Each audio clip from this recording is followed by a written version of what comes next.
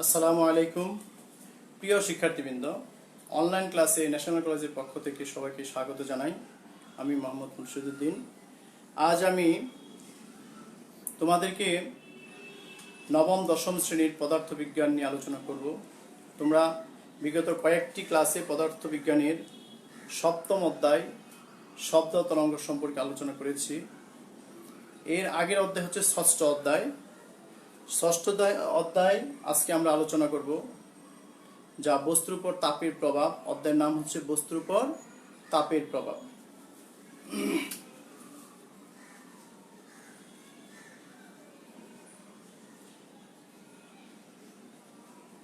উপর তাপের প্রভাব। আচ্ছা, আমরা নামটা দেখি বুঝতে পারতেছি প্রভাব মানে কি। যেমন আমরা করোনার প্রভাবে আমরা শোকাহত বা মর্মাহত বা ক্লাস করতে পারতেছি না, অনলাইনে ক্লাস নিচ্ছি। করোনার যেমন প্রভাবে আমরা ক্লাস করতে পারতেছি না, স্কুলে গিয়ে অনলাইনে ক্লাস নিচ্ছি, একটা প্রভাব পড়ে। এরকম বস্তুর উপর যদি তাপ দেওয়া হয় সেটার কি প্রভাব পড়ে সেই সম্পর্কে আলোচনা করব। তা আমরা বস্তু সম্পর্কে তো জানি, আমাদের চোখের সামনে তিন ধরনের বস্তু দেখা যায় নর্মালি: কঠিন, তরল, বায়বীয় পদার্থ। যেমন আমরা বরফের যদি চিন্তা করি, সেটা কঠিন, কিন্তু তাপ দিলে কি হয়ে যায়, তাদের পানির কণাগুলো বা অণুগুলো পরস্পর থেকে, পরমাণুগুলো পরস্পর থেকে দূরে যেতে থাকে, পরে কঠিন থেকে তরলে হয়। তরলকে যদি আরো তাপ দেওয়া হয় তখন সেই কণাগুলো আরো দূরে যেতে থাকে, ফলে বাষ্পে রূপান্তর হয়। তার মানে কি, তাপের কারণে অবস্থার পরিবর্তন হয়। যদি আমি এই প্লাস্টিকের কলমটাকে তাপ দিই, সেটা কি থাকবে এরকম? অবশ্যই সেটা গলে যাবে। তার মানে কি, একটা বস্তু যদি আমি পানির কথা যদি চিন্তা করি, যে পানির কণাগুলো, আচ্ছা পানির কণা, হ্যাঁ এটাই বলি, ছোট ছোট কণা আছে একসাথে। বরফের কণা যদি আমি মনে করি, এরকম ছোট ছোট কণা আছে, আন্তঃনবিক দূরত্ব খুবই কম। এটা যদি বরফের কণা বলি, বরফের কণা, বরফ, বরফ কুচি, আর সেটাকে যদি তাপ দেওয়া হয় আরেকটা পাত্রে, এই বরফের কুচিকে যদি আমি তাপ দেই, তখন কি হয়ে যাবে, তরলে রূপান্তর হয়ে যাবে। তাপ দেওয়া হলো একটা বার্নারের সাহায্যে, এই বার্নারের সাহায্যে যদি আমি তাপ দেই, তখন সেটি কি হলো, তরলে রূপান্তর হলো, তরল। তার মানে কি, অবস্থার পরিবর্তন হলো, তার আকৃতির পরিবর্তন হলো। সুতরাং তাপের কারণে কিন্তু বস্তুর প্রভাবিত হচ্ছে, যে কঠিন থেকে তরল রূপান্তর। আরো যদি তাপ দেই, সেটা বাষ্পে রূপান্তর হবে। একটা কণা থেকে একটা কণা আরো দূরত্ব বেড়ে যাবে, আন্তঃআণবিক দূরত্ব বেড়ে যাবে, এবং একটা অণু থেকে আরেকটা অণু বা একটা পরমাণু থেকে একটা পরমাণুর আন্তঃআণবিক শক্তি কমে যাবে। কঠিন পদার্থের আন্তঃআণবিক দূরত্ব কম, আন্তঃআণবিক শক্তি বেশি। কঠিন থেকে তরল যখন হয়, আন্তঃআণবিক দূরত্ব বেড়ে যায় কিন্তু শক্তি কমে যায়। যখন বাষ্পে রূপান্তর হয়, আন্তঃআণবিক দূরত্ব আরো বেড়ে যায় কিন্তু আন্তঃআণবিক শক্তিটা কমে যায়। তার মানে তাপের কারণে একটা শক্তির প্রভাব আছে। এই জন্য আমরা বলবো তাপ এক প্রকার শক্তি। তাপ এক প্রকার শক্তি। তাপ এক প্রকার কি শক্তি। কেন শক্তি বুঝতে পারছো তো? যে অবস্থার যেহেতু পরিবর্তন হচ্ছে, যেমন আমি যদি কোনো এই বোর্ডটাকে যদি আমি উঠাতে চাই, আমার শক্তির প্রয়োজন, অবস্থার পরিবর্তন হলো।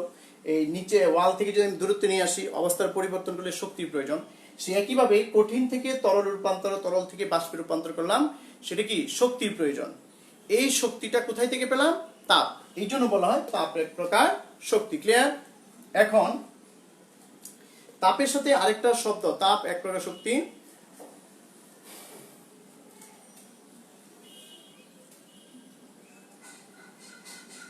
আচ্ছা তাপের একক কি? তাপের একক সম্পর্কে আমাদের জানতে হবে, আর সেই এককটা কিভাবে পরিমাণ করা হয়। যেমন আগে তাপের একককে ক্যালোরি বলা হতো,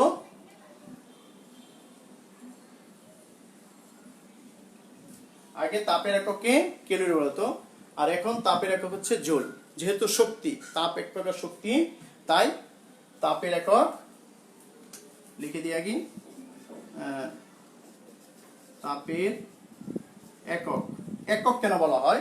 যেমন কোনো কিছু পরিমাণ করতে হলে তার কোনো একটা মাধ্যমে কোনো একটা রাশির সাথে তুলনা করতে হয়, সেটা হচ্ছে তার একক। যেমন আমি যদি আমার ওয়েটটা ওজন করতে চাই, আমার ওয়েটটা পরিমাণ করতে চাই, তখন কি দাড়িপাল্লার সাহায্যে কেজি পাথর দিয়ে মাপতে হবে, এই জন্য কেজি হচ্ছে ওজনের একক কেজি।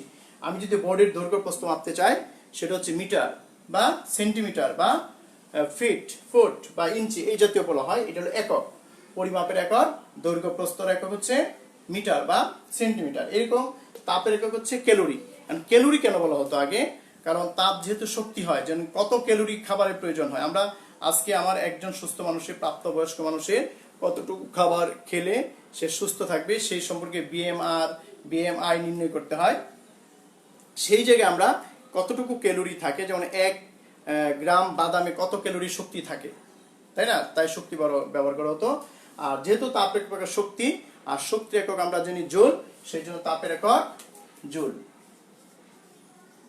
অথবা ক্যালোরি। এখন এটা তো সবার কাছে প্রশ্ন জাগতে পারে, সবাই কি কথাটা বুঝতে পারছো তো, যে কেন জুল কেন ক্যালোরি? আচ্ছা, এটা তো সবার কাছে প্রশ্ন জাগতে পারে যে জুল, 1 জুল কতটুকু, 1 ক্যালোরি কতটুকু, 1 ক্যালোরি শক্তি কতটুকু? আমরা কি হাতে মুঠো দিয়ে আমি পরিমাণ করব, না কিভাবে পরিমাণ করব? সেটার জন্য যদি আমি বলি যে এই পাত্রে 1 গ্রাম পানি নিব, আমি এগুলো মুছে দিই আর একটু যদি ক্লিয়ার করতে চাই, যে একটি পাত্র নিলাম, এতে আমি মাত্র 1 গ্রাম পানি নিলাম। এতে মাত্র কত গ্রাম পানি নিলাম? 1 গ্রাম পানি নিছি। সেই 1 গ্রাম পানিতে যদি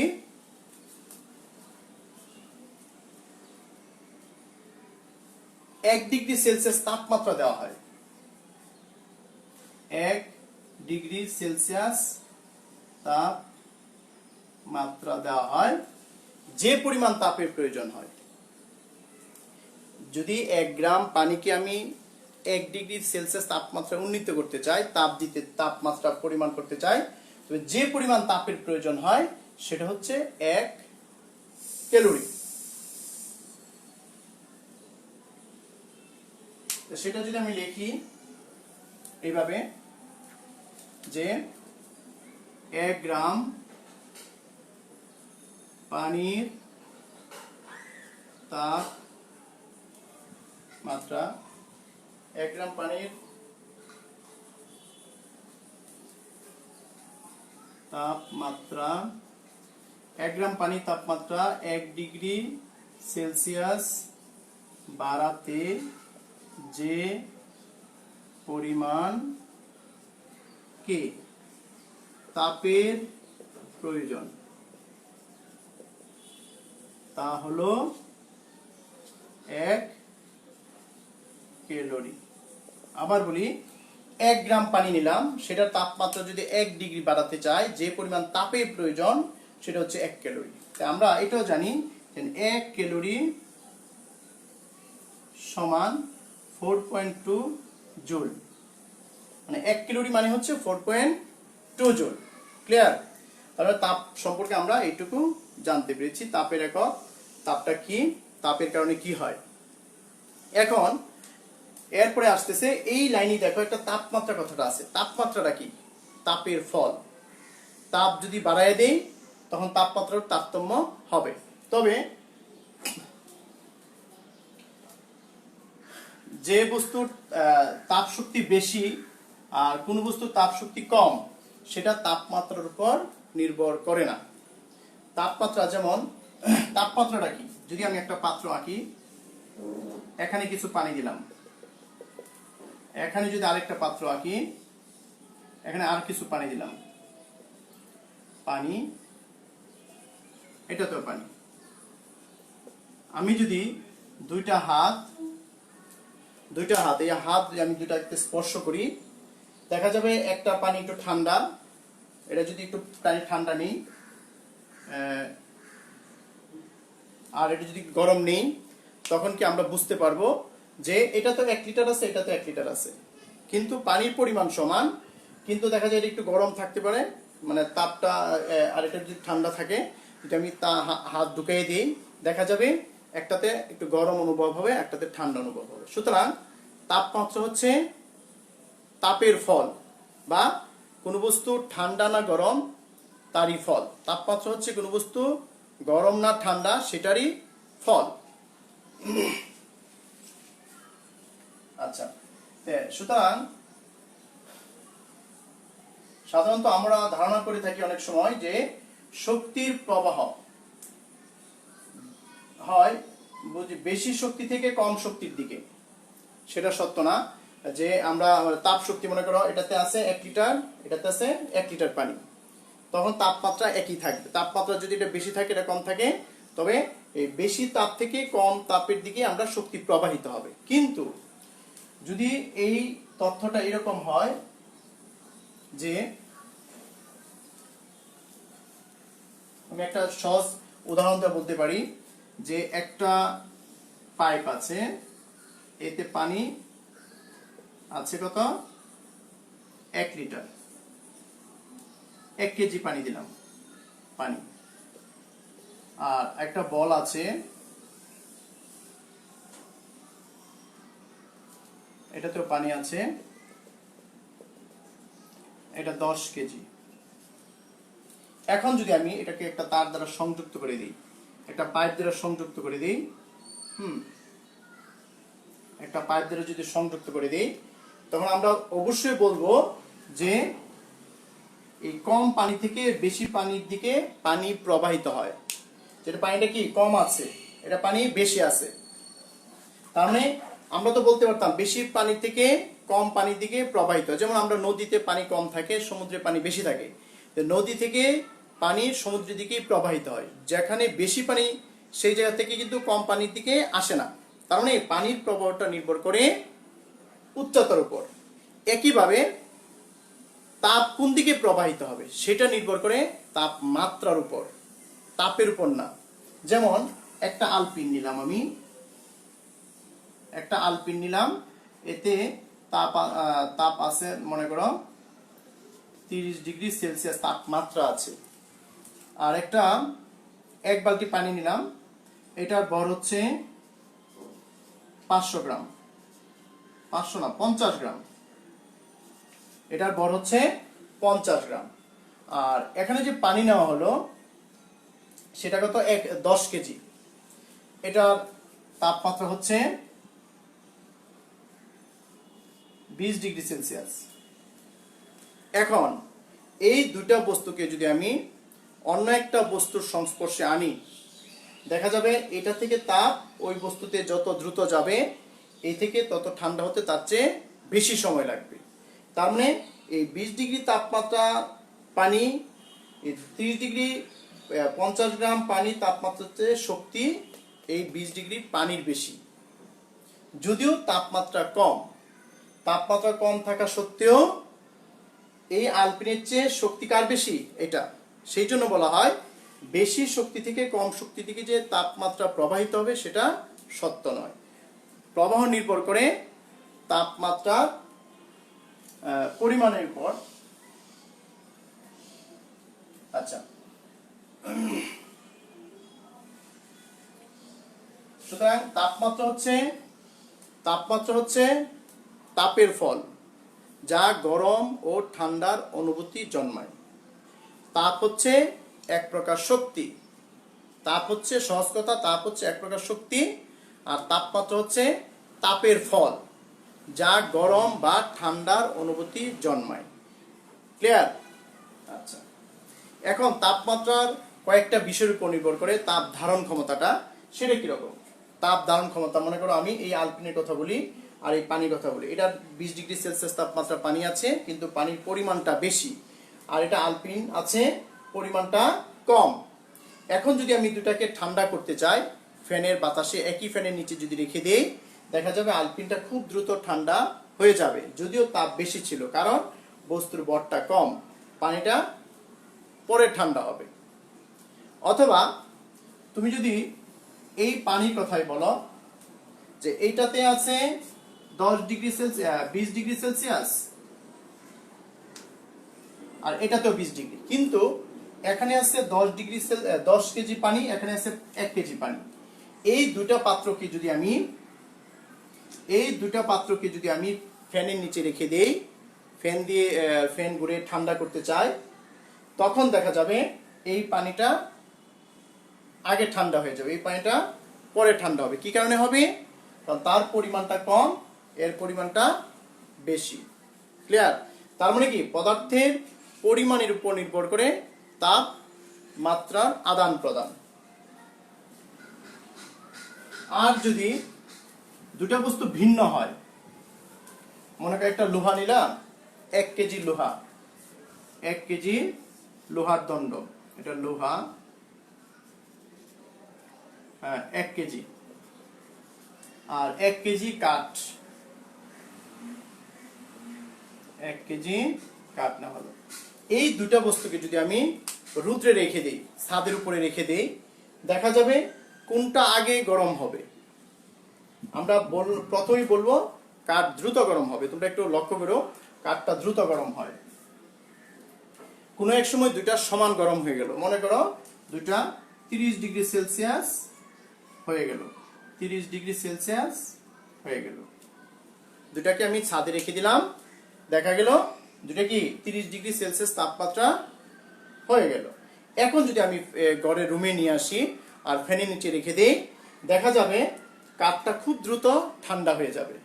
কাঠটা কি খুব দ্রুত ঠান্ডা হয়ে যাবে, লোহাটা দেরিতে ঠান্ডা হবে। এটা কারণ কি? সেটা হচ্ছে লোহার উপাদান বা কাঠের উপাদানের উপর। সুতরাং উপাদান যদি ভিন্ন হয়, তাপমাত্রাও ত্যাগ করা বা গ্রহণ করার ক্ষমতা কম বেশি হবে। এখানে কাঠের উপাদান আর লোহার উপাদান ভিন্ন, যার কারণে কাঠের তাপ ধারণ ক্ষমতা, তাপমাত্রাটা ধারণ ক্ষমতা এবং ত্যাগ করার ক্ষমতা কম। দ্রুত গ্রহণ করবে, দ্রুত ত্যাগ করবে। একইভাবে লোহাও 1 কেজি ছিল, কিন্তু আস্তে আস্তে গরম হবে, আস্তে আস্তে সে ঠান্ডা হবে, তার তাপ ধারণ ক্ষমতা বেশি। সুতরাং কাঠের তাপ ধারণ ক্ষমতা কম আর লোহার তাপ ধারণ ক্ষমতা বেশি। এটাকে আপেক্ষিক তাপ বা তাপ ধারণ ক্ষমতা বলা হয়, যে কার তাপ ধারণ ক্ষমতা বেশি। সুতরাং বস্তুর ওজন একই তাপমাত্রা দেখা যায়, কিন্তু উপাদান ভিন্ন হওয়ার কারণে দুজনের তাপ ধারণ ক্ষমতা 2 রকম। ক্লিয়ার? এই হচ্ছে তাপের বা তাপমাত্রার কিছু ধর্ম, যে উপাদান যদি ভিন্ন হয় একরকম হবে, পরিমাণ যদি ভিন্ন হয় তাপ ত্যাগ করা গ্রহণ করার ক্ষমতা ভিন্ন রকম হবে। ক্লিয়ার? আচ্ছা, এরপরে আসো পদার্থের তাপমাত্রিক ধর্মটা কি। যে আমরা জানি সবকিছুর একটা ধর্ম থাকে, যেমন আমাদের ধর্ম কি? টিচার। ধর্ম হচ্ছে আমরা যেখানেই যাব সেখানেই পড়ানোর প্রতি একটা আগ্রহ থাকে, যে তুমি কি পড়ো, কোন ক্লাসে পড়ো, তুমি কি পড়ো, আমি একটু দেখি তো তুমি পারো কিনা। তুমি যদি সায়েন্সে পড়ো, সায়েন্সের বলো তো, ফিজিক্সের আর কুলম্বের সূত্রটা বলো তো, এরকম একটা ধর্ম থাকে। সুতরাং স্টুডেন্টের ধর্ম থাকে যত ফাঁকি দেওয়া যায়। এখন বর্তমান যুগের যে স্টুডেন্ট খালি মোবাইল বা ফেসবুক নিয়ে ব্যস্ত থাকে, কিন্তু ক্লাসের যদি কথা বলি, যেন তোমরা ফেসবুকে ক্লাসগুলি দেখো, তখন সেটা দেখতে রাজি না, তখনই বলে নেট নাই, এটা নাই, সেটা নেই। কিন্তু যদি বলি এমনি ফেসবুক চালাও, তখন নিজের টাকা দিয়ে সে ফেসবুক চালাতে কোনো দ্বিধাবোধ করে না। এটা হলো স্টুডেন্টদের ধর্ম। এরকম তাপমাত্রিক ধর্ম কিছু ধর্ম আছে, যেমন পানিকে যদি আমি তাপ দিই, 10 ডিগ্রি তাপমাত্রা দিই, আর লোহাকে যদি তাপ দিই, সেই 10 ডিগ্রি একই রকম কি পরিবর্তন হবে? একই রকম কি প্রসারিত হবে? একরকম হবে না। সেটা যদি পানিকে তাপ দেই 1 ডিগ্রি, পারদকে যদি তাপ দেই 1 ডিগ্রি, তখন কি দুজনের প্রসার একরকম হবে না। সুতরাং এই যে ধর্মটা, পদার্থের যে প্রসারণের যে একটা ধর্ম, সেটা হচ্ছে তাপমাত্রিক ধর্ম। যদি তোমরা সংজ্ঞা হিসাবে বলতে পারো যে তাপমাত্রা পরিবর্তন হলে পদার্থের যে ধর্মের পরিবর্তন হয়। তাপমাত্রা পরিবর্তন করলাম, যেমন 1 গ্রাম পানির তাপমাত্রাকে যদি তাপমাত্রা পরিবর্তন করি যতটুকু হয়, আর 1 গ্রাম পারদকে যদি সেই একই পরিমাণ তাপমাত্রা পরিবর্তন করা হয়, দুজনের পরিবর্তন কিন্তু একরকম হবে না। সেই কথাটাই বলা হয়েছে তাপমাত্রা পরিবর্তিত হলে পদার্থের যে ধর্মের পরিবর্তন হয়, ধর্মটা কিন্তু আগের মতন থাকবে না, পদার্থটা পরিবর্তন হয়ে যাবে। সেই পরিবর্তন সূক্ষ্মভাবে পরিমাণ করে তাপমাত্রা মাপা যায়। সেটা হচ্ছে তাপমাত্রিক ধর্ম, সূক্ষ্মভাবে পরিমাণ করার জন্য। সুতরাং দেখো তোমরা থার্মোমিটার যারা ব্যবহার করো, জ্বর মাপার যে থার্মোমিটার, সেটাতে কি ব্যবহার করা হয়? পারদ। পারদ কেন বলা হয়? আমরা যে থার্মোমিটার ব্যবহার করি, হ্যাঁ, এই যে থার্মোমিটারটা ব্যবহার করি আমরা, থার্মোমিটার, সেটাতে কি ব্যবহার করা হয়? এরকম পারদ ব্যবহার করে, ছোট ছোট দাগ থাকে, পারদ। এটা কি ব্যবহার করা হয়? পারদ। সুতরাং পারদ একটি তাপমাত্রিক পদার্থ। পারদটা কি? তাপমাত্রিক পদার্থ। পারদ, পানি ব্যবহার না করে পারদ কেন ব্যবহার করা হয়? যে পানিকে অনেক তাপ দিলে সেটা পরিবর্তন হয়, অবস্থানের পরিবর্তন হয়, প্রসারিত হয়। কিন্তু পারদটাকে অল্প তাপ দিলেই সেটা কি, 1 ডিগ্রি তাপ দিলেই সেটা অনেক পরিবর্তন হয়ে যায়। যার পানিকে 1 ডিগ্রি তাপ দিলে সে কি, খুবই পরিবর্তন হবে না, চোখে পড়বে না। কিন্তু পারদকে যদি 1 ডিগ্রি দেই, 1 ডিগ্রি দিলেই সে অনেকটা দূরে সরে যায়, এরকম দেখা যায়, চোখে অনুভব করা যায়। সেই জন্য পারদ হচ্ছে তাপমাত্রিক পদার্থ। একই রকম অ্যালকোহলও তাপমাত্রিক পদার্থ, থার্মোমিটারে ব্যবহার করা হয়। আমরা নর্মালি পারদ থার্মোমিটারকে দ্বারা কত ডিগ্রি সেলসিয়াস তাপমাত্রা পরিমাণ করি? 0 ডিগ্রি থেকে 100 ডিগ্রি সেলসিয়াস তাপমাত্রা পর্যন্ত পরিমাণ করি। আরো কিছু থার্মোমিটার আছে যেটাকে বলা হয় যেমন থার্মোকাপল। থার্মোকাপল একটা তাপ মাপার যন্ত্র। হ্যাঁ, থার্মোকাপল দিয়ে 1000 ডিগ্রি সেলসিয়াস তাপমাত্রা পর্যন্ত পরিমাণ করা যায়, আর -200 ডিগ্রি তাপমাত্রা পরিমাণ করা যায়। সুতরাং থার্মোকাপল আরেকটা তথ্য। আর তাপমাত্রা পরিমাণের জন্য আমরা নরমালি ডিগ্রি ব্যবহার করি, আর আমাদের দৈনন্দিন জীবনে সাধারণত সেলসিয়াস স্কেল ব্যবহার করি। কিন্তু আন্তর্জাতিকভাবে আমরা কি ব্যবহার করি? Degree Celsius. মনে করো 1 ডিগ্রি সেলসিয়াস, 1 ডিগ্রি সেলসিয়াস। কিন্তু আন্তর্জাতিকভাবে বিশ্বব্যাপী যে তাপমাত্রা পরিমাণ করা হয় সেটা হচ্ছে কি, কেলভিন। 1 কেলভিন। এই 1 কেলভিন সমান কত ডিগ্রি সেলসিয়াস? 273 পয়েন্ট কত? 273.15 ডিগ্রি সেলসিয়াস। ঠিক আছে, তা আমরা আজকে জানতে পারছি কি কি সম্পর্কে। তাপ কি? তাপ এক প্রকার শক্তি। তাপমাত্রা কি? তাপের ফল, যা গরম ও ঠান্ডার অনুভূতি জন্মায়। আর পদার্থের তাপমাত্রার কিছু বৈশিষ্ট্য আছে, কে বেশি গ্রহণ করবে, কে বেশি ত্যাগ করবে। ধারণ ক্ষমতা, তাপ ধারণ ক্ষমতা কার বেশি থাকবে। এরপরে বলা হলো তাপমাত্রিক পদার্থ। আর তাপ শক্তিটা কোন দিকে প্রবাহিত হবে? বেশি শক্তি থেকে কম শক্তির দিকে তাপমাত্রা প্রবাহিত হবে, না কম শক্তি থেকে বেশি তাপমাত্রা প্রবাহিত হবে? সেটা হচ্ছে তাপমাত্রার আরেকটা ধর্ম। আর এখন বলা হলো যে তাপমাত্রিক ধর্মর কারো কোনটা বেশি থাকে? পানির তাপমাত্রিক পদার্থটা কি? যে তাপমাত্রিক পদার্থটা হচ্ছে যার তাপ দিলে, তাপমাত্রা পরিবর্তন করলে তার অবস্থার পরিবর্তন খুব দ্রুত হয়। যেমন পারদ, খুব অল্প তাপ দিলেই সেটা পরিবর্তন হয়ে যায়। এরপরে আমরা যে ব্যবহার করি ডিগ্রি সেলসিয়াস, 1 ডিগ্রি সেলসিয়াস আমরা নর্মাল ব্যবহার করি, কিন্তু তাপমাত্রা পরিমাপের আন্তর্জাতিক একক হচ্ছে কেলভিন। 1 কেলভিন সমান কত? 273.15 ডিগ্রি সেলসিয়াস। ক্লিয়ার? আবার এটাও সত্য, 1 ডিগ্রি সেলসিয়াস সমান 1 কেলভিন। এটা কিন্তু সমান।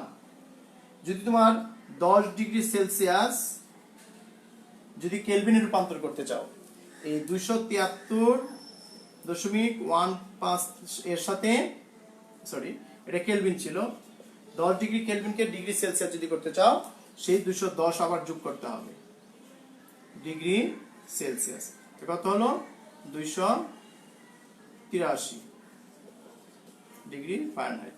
তার মানে আমরা যদি স্কেলের দিকে তাকাই, তখন দেখা যাবে যে 1 ডিগ্রি সেলসিয়াস আর 1 কেলভিন সমপরিমাণ। মানে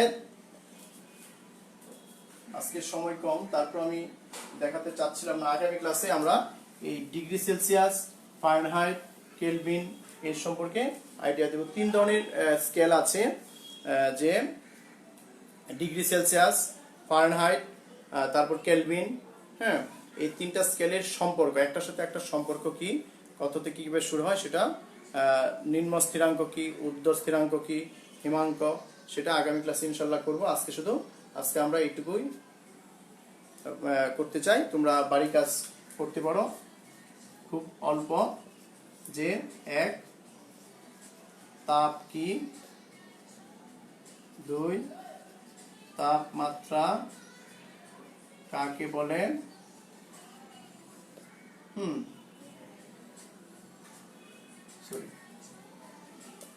তিন, তাপ ও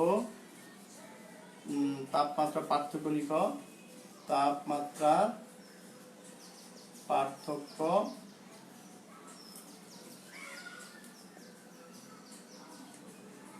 লিখ। চার, একক কেলভিন কি, ক্যালোরি কি, ক্যালোরি ও জুলের সম্পর্ক লিখ। পাঁচ, তাপমাত্রিক ধর্ম কি, পদার্থের তাপমাত্রিক ধর্ম বা তাপমাত্রিক ধর্ম কি, ঠিক আছে। এরপরে এই ছোট ছোট অংশগুলি আজকে পড়ো, আর বইটা একটু রিডিং পড়বা, বইয়ের কি কি তথ্য দেওয়া আছে সেই সম্পর্কে জানতে হবে। তারপর আমরা আগামী ক্লাসে বিশদ আলোচনা করবো ইনশাল্লাহ। সবাই ভালো থেকো, সুস্থ থেকো। আর প্রথম ক্লাস আমি এই জন্য আগাই নেই, আজকে একেবারে লাইভ ক্লাসে দেখা যায় একেবারে স্টুডেন্ট নেই। আশা করি আগামী ক্লাসে বেশি স্টুডেন্ট উপস্থিত হবে, এই কারণে আমি অল্প আলোচনা করেছি আর একই জিনিস বারবার আলোচনা করেছি, যাতে তোমরা আগামী ক্লাসে সবাইকে শেয়ার করে জানিয়ে দিবা, রুটিন অনুযায়ী যেন সবাই ক্লাস করে। আর লাইভ ক্লাসে যেন সবার নাম, রোল, শ্রেণীর নামটা লিখে দেয়, তবে আমরা বুঝতে পারবো কে ক্লাসে উপস্থিত হয়েছে, কে উপস্থিত হয় নাই। সবাই ভালো থেকো, সুস্থ থেকো, খুদা হাফেজ, আসসালামু আলাইকুম।